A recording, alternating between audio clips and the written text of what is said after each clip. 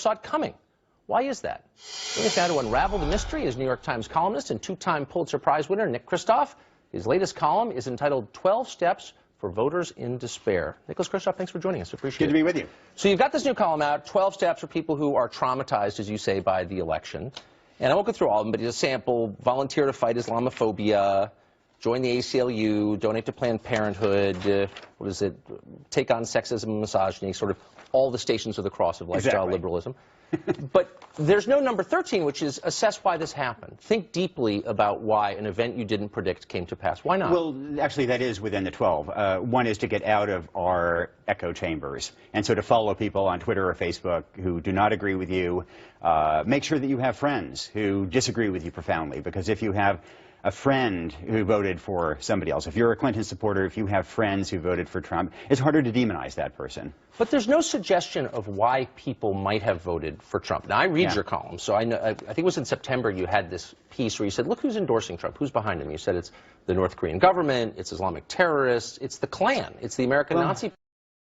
It seemed very uncharitable to me. There was no room for people who are decent but economically beleaguered to maybe want to support him. Oh, no, I mean, it's absolutely. It's a point I've made repeatedly, because my hometown, I'm from rural Oregon, Yamhill County, Oregon. Right. A farm 4 miles out of a town of 1,000 people. And that town is overwhelmingly pro-Trump. And it's, I mean, I believe my friends and neighbors there are misguided. I think they're not going to get what they hope for.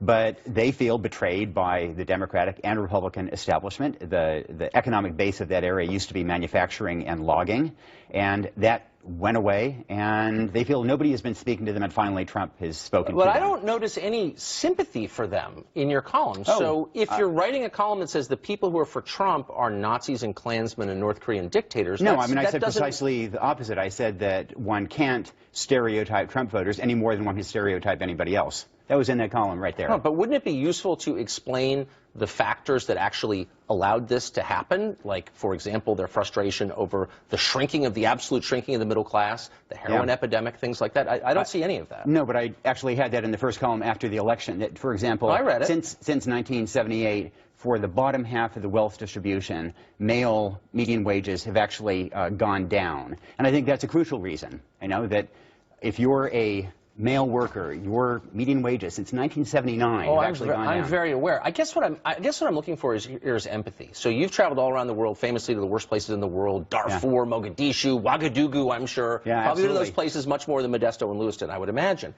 I've never read a column by you that suggests the people in those places who support dictators oftentimes are racist or bad people. You would never write that about a poor person in the third world.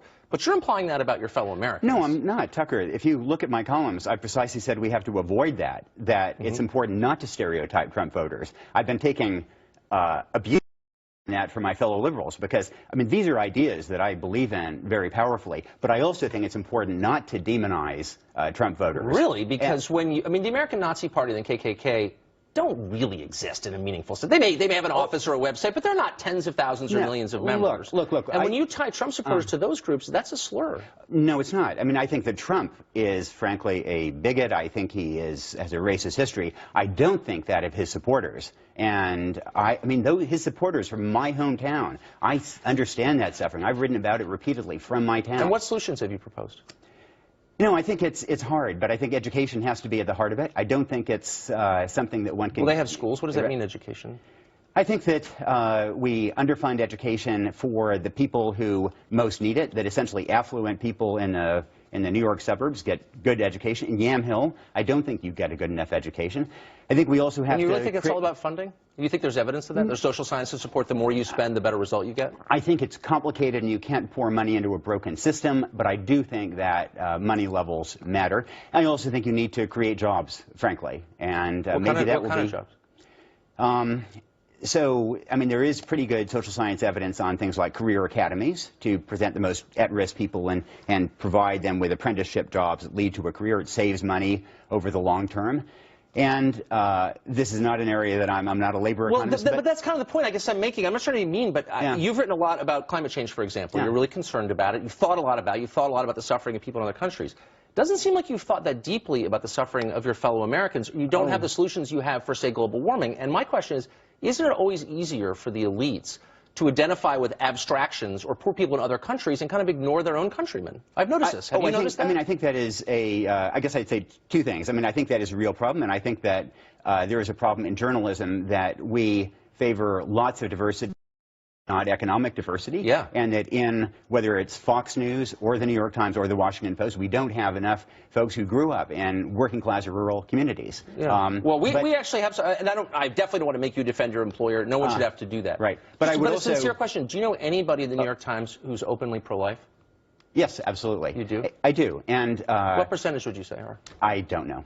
I don't know. But I do, I mean, I would make the point that I've written repeatedly about the working class issues in Yamhill, Oregon. And, right. But I mean, out of 13, none of them was, hey, comfortable, smug people on the Upper West Side. Like, think about why people would have voted for the guy. That's not one of the prescriptions. Giving to Planned Parenthood? Absolutely, absolutely. Two of them are precisely about that. And I'd encourage people to go and nytimes.com, read this column, and you can see for yourself you say get out of your bubble, but I will avoid demonizing people who don't agree with me about this election, recognizing that it's as wrong to stereotype Trump supporters as anybody else. You just tied them to the Klan and the Nazi Not at Party. all. Not at all. No, that's completely unfair reading of this. Well. And I encourage people to check for yourself and read for themselves. Please do. Check for yourself. Nicholas Kristof, thanks a lot for joining us. Sure. Good to be with you. I appreciate it. Good to be in the lion's den. Thank you.